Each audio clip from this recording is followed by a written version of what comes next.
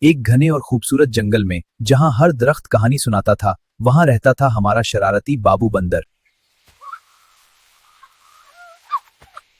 ارے بھائی، زندگی ایک ایڈونچر ہے۔ اور یہ ہیں ہمارے بادشاہ جن کی نیند کبھی ختم نہیں ہوتی۔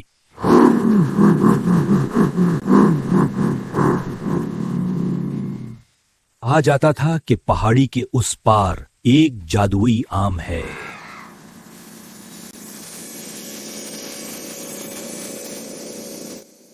ٹیم تیار ہے، آج ہم تاریخ بنائیں گے۔ بس نیند کا ذکر نہ کرنا نا۔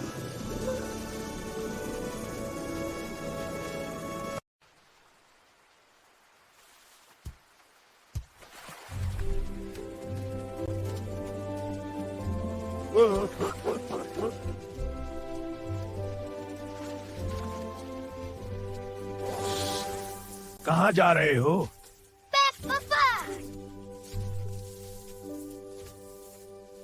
اور آخر کار وہ جادوئی درخت۔